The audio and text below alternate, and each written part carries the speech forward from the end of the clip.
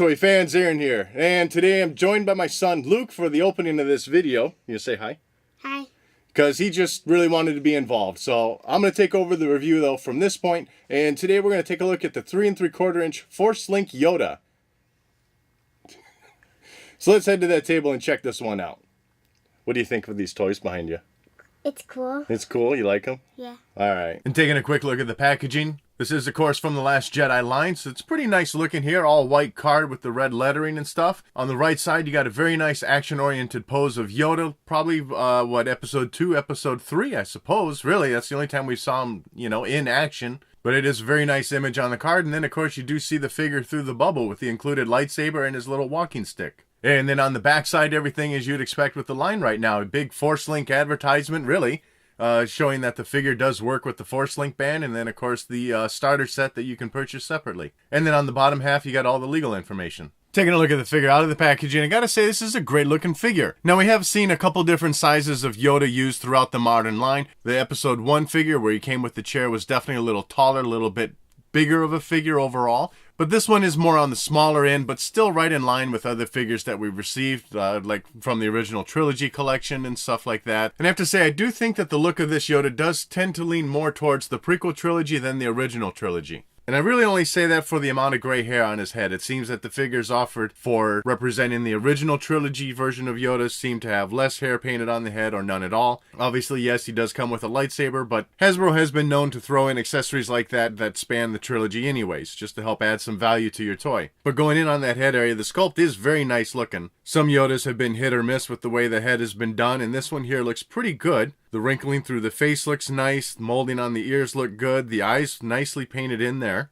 And even that paint job on the hair is looking pretty decent. And for the rest of the figure, the robe is sculpted in very nicely. I like the texture to the plastic. Much like Obi-Wan Kenobi released on the 3 3/4 inch here with this figure. That outer robe is removable, but it does leave you with a robe on the arms of the figure, so it's kind of, pointless there. I like the look of the hood molded in on the back of the robe as well. Nice folds and stuff for that fabric molded in there. The hands sticking out of the sleeve are pretty good looking too. And then for the main body, that dark brown plastic, it's pretty basic, but things are sculpted in very nicely.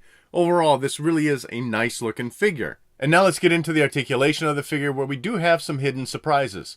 First up at the head area, instead of the ball joint being inside the head, it's at the base of the neck. So you get a great range of motion through there. I will say though, in kind of doing some stuff prior, like the head does kind of pop out a little easy there. At the shoulder area, surprisingly, not only do you get the swivel, but it's also on a little hinge, so you can pull those arms out. So that's really nice to see on the figure. And then at the waist area, you do get some turning side to side. So you get lots of articulation through the upper part of the body. And these hands do not move, unfortunately, but it is surprising what we've gotten so far. And then at the leg area, nothing to speak of for the knee movement, but the feet are, I do believe, on ball joints as well. It's very tight, but you can turn those ankles side to side, and I've gotten just a little bit of swivel movement out of the feet. There's not a lot of room there, but it does exist, so that's kind of surprising to see too. As for accessories, he does come with 2 of them. First up, his lightsaber as seen in episodes 2 and 3. The design of the lightsaber is very well represented in the hilt. Good use of blacks and silver painted in there, but it looks as it should. And then, of course, the green on the blades looking pretty nice as well. And that lightsaber does fit pretty nicely in Yoda's right hand. And second accessory, you got Yoda's cane. It's just a simple piece of molded plastic with a little bit of wood grain throughout the stick itself. And the top's got a little ball handle on it, so it does fit pretty nicely into his left hand. As far as those Force Link sounds go.